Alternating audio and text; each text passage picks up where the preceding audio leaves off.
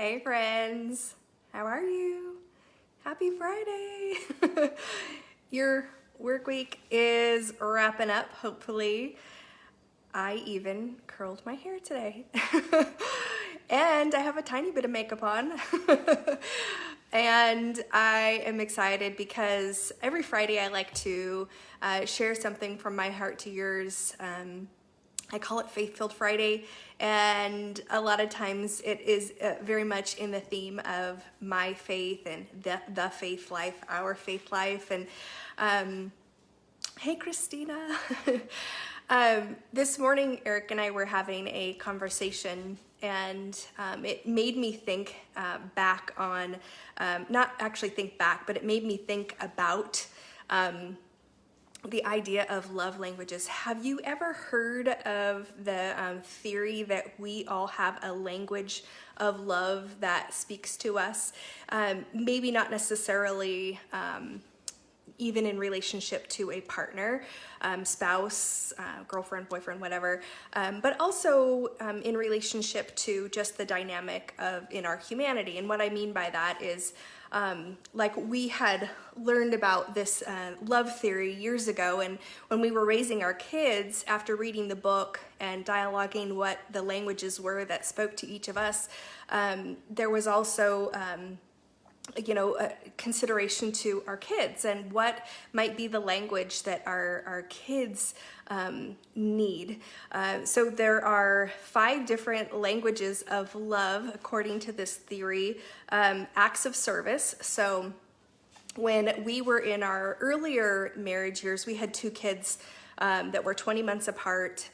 We had them within the first 2 years of our relationship. And so a lot of our early years were involved with having 2 kids under the age of 2.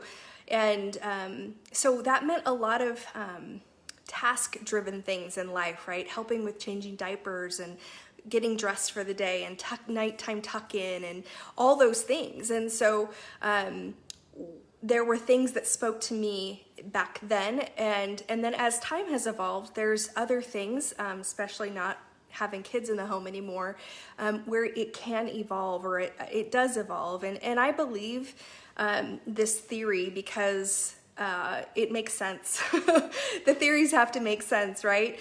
So acts of service is one of them. Physical touch. So some of us feel loved when we're physically touched.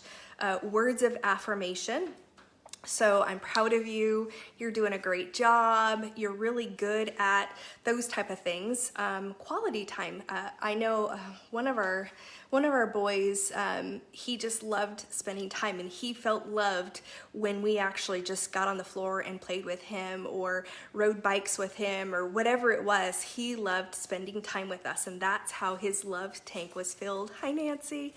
And then gifts. Some people feel loved when they receive unsolicited and just thoughtful things. They don't have to cost a ton of money. It's the idea of, I was thinking of you and I got you this. And for some people, they really, really feel loved when somebody takes the time to get them something. It just whatever it is. It could be big or it could be, something not super significant, but just the idea of the thought. And so those are the languages, and I put them in the video here today.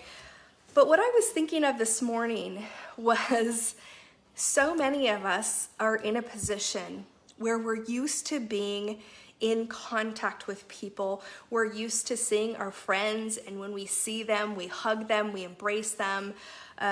We sit across the table and have coffee or a meal.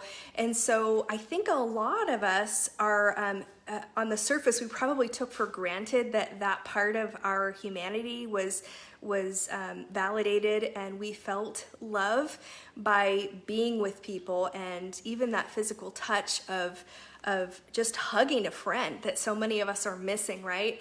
And I'm just wondering if during this time that maybe we could consider there might be something else that we can communicate to those that we love, that we're receiving love differently right now because we're missing a component, whether it be quality time with people or physical touch, or maybe not even hearing words of affirmation for various reasons, just because we're not with a lot of people who normally might fill up our love tank with positive words. And maybe you're now homeschooling, right? Maybe you're a mama or a dad who's homeschooling now. And so to have a partner or a spouse come in there and help with the extra tasks that are coming along with the sheer volume of the change of our lives, where we're now facilitating our kids going to school from home. So I think it's worth a conversation or a consideration of whether or not we might be experiencing feeling less loved right now because we are not getting maybe different things that we're used to getting from a lot of our relationships and friends and family. And so those that were only able to be in our circle, in our home, that dynamic may have changed. And I think it has changed for me a little bit. And so I think the powerful thing is that we stop and communicate, or at least share with people. What we need should be communicated. It shouldn't be ambiguous. People can't read. We're not mind readers, right? So if your love language is acts of service and your partner is constantly bringing you gifts, it's important for you to let them know and say, I'm so appreciative that you continue to shower me with gifts, but just so you know, that doesn't show me love, and I don't want to hurt your feelings, but I want you to have a good understanding of what actually I need.